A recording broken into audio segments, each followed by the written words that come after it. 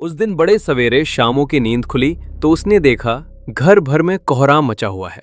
उसकी माँ नीचे से ऊपर एक कपड़ा ओढ़े हुए कंबल पर भूमि शयन कर रही है और घर के सब लोग उसे घेरे बड़े करुण स्वर में विलाप कर रहे हैं।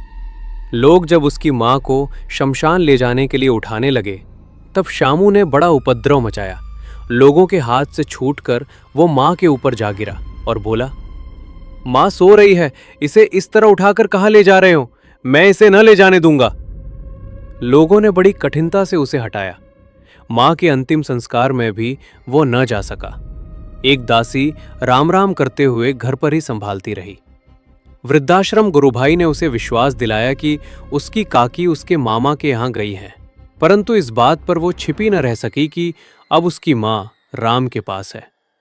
कई दिन लगातार उसके रोट रोट वो शांत हो गया। एक दिन उसने एक पतंग उड़ते देखी। न जाने क्या सोचकर उसका हृदय एकदम चित्त उठा।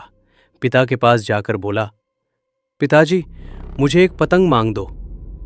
पत्नी की मृत्यु के बाद से विश्वेश्वर बहुत अमन में रहते थे। अच्छा मांग दूंगा कहकर वे उदास भाव से और चले गए। शामू पतंग के लिए बहुत उत्कंठित था। वह अपनी इच्छा किसी तरह न रोक सका।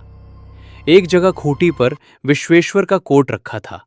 इधर उधर देखकर उसके मन एक हल्का सा विचार उठा और झटपट कोट के अंदर टटोलने लगा। एक चमकता हुआ रुपया उसे वहीं से मिल गया।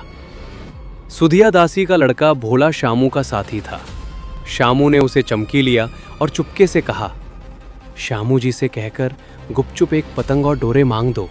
देखो खुद अकेले मत लाना, कहीं जान ना पाए। पतंग आई। घर के एक अंधेरे कमरे में उसमें डोरे बांधी जाने लगी। शामू ने धीरे से कहा, भोला किसी से ना कहियो, एक बात कहूं?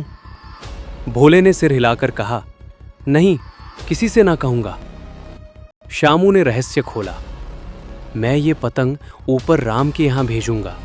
इसे पकड़कर मां नीचे उतरेंगी। मैं लिखना नहीं जानता, नहीं तो इस पर उनका नाम लिख दे। भोला शामू से अधिक समझदार था।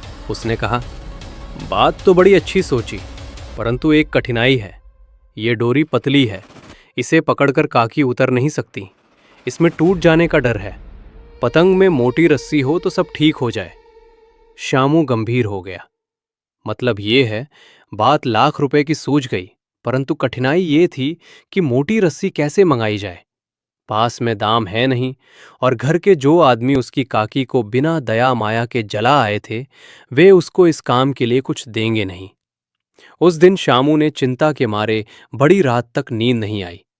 पहले दिन की ही तरकीब से दूसरे दिन फिर उसने पिता के कोट से 1 रुपया निकाला, ले जाकर भोला को दिया और बोला, देख भोला, किसी को मालूम ना होने पाए।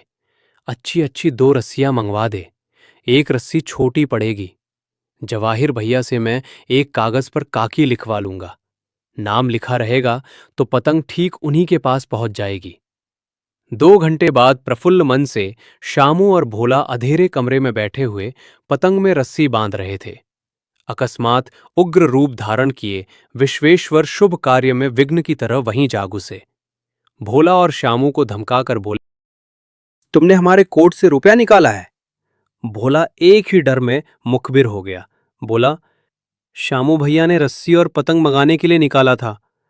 विश्वेश्वर ने शामू को 2 तमाचे जड़कर कहा, चोरी सीख कर जेल जाएगा? अच्छा, तुझे आज अच्छी तरह समझाता हूं। कहकर फिर कई तमाचे जड़े और कान मलने के बाद पतंग फाड़ डाली। अब रस्सियों की ओर देखकर पूछा, ये किसने मलाई? भोला ने कहा, इन्होंने मंगाई थी। कहते थे इससे पतंग तानकर काकी को राम के यहां से नीचे उतारेंगे। विश्वेश्वर हतबुद्धि होकर वहीं खड़े रह गए। उन्होंने फटी हुई पतंग लेकर देखी। उस पर चिपके हुए कागज पर लिखा था, काकी।